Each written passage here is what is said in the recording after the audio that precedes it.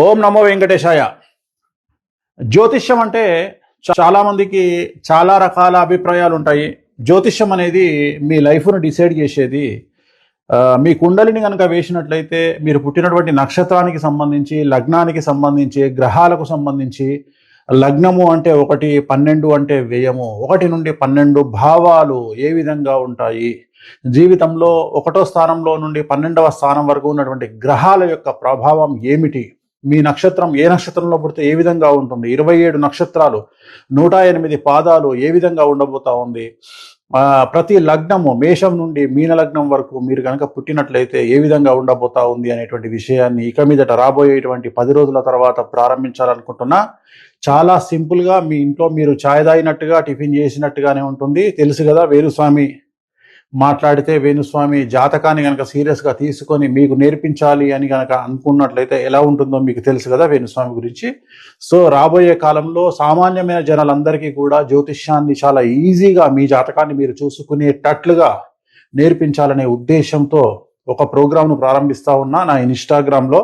So ప్రతి 2 రోజులకు 3 రోజులకు ఒక వీడియో పెట్టబోతా ఉన్నా. ఇంచుమించుగా 2 నుండి 3 నిమిషాల పాటు ఉంటుంది, రీల్స్ రూపంలో ఉంటుంది.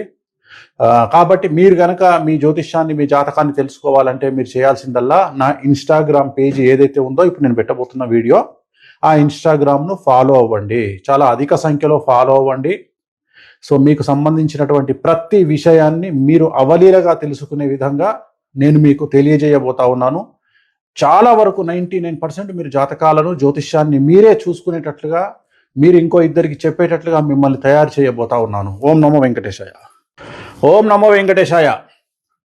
జ్యోతిష్యం అంటే చాలామందికి చాలా రకాల అభిప్రాయాలు ఉంటాయి. జ్యోతిష్యం అనేది మీ లైఫ్ను డిసైడ్ చేసేది.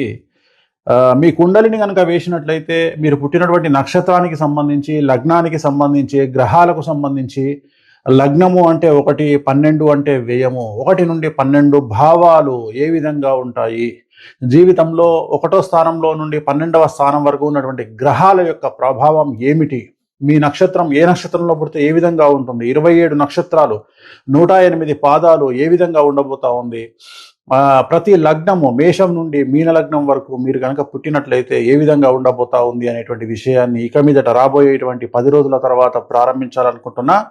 చాలా సింపుల్గా మీ ఇంట్లో మీరు ఛాయ్ తాగినట్టుగా, టిఫిన్ చేసినట్టుగానే ఉంటుంది. తెలుసు కదా, వేణుస్వామి మాట్లాడితే వేణుస్వామి జాతకాన్ని కనుక సీరియస్గా తీసుకొని మీకు నేర్పించాలి అని కనుక అనుకున్నట్లయితే ఎలా ఉంటుందో మీకు తెలుసు కదా వేణుస్వామి గురించి.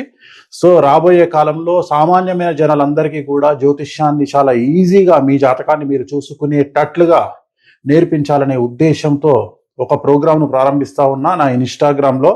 సో ప్రతి 2 రోజులకు 3 రోజులకు ఒక వీడియో పెట్టబోతా ఉన్నా. ఇంచుమించుగా 2 నుండి 3 నిమిషాల పాటు ఉంటుంది, రీల్స్ రూపంలో ఉంటుంది. కాబట్టి మీరు కనుక మీ జ్యోతిష్యాన్ని, మీ జాతకాన్ని తెలుసుకోవాలంటే మీరు చేయాల్సిందల్లా నా ఇన్స్టాగ్రామ్ పేజ్ ఏదైతే ఉందో ఇప్పుడు నేను పెట్టబోతున్న వీడియో, ఆ ఇన్స్టాగ్రామ్ను ఫాలో అవ్వండి. చాలా అధిక సంఖ్యలో ఫాలో అవ్వండి.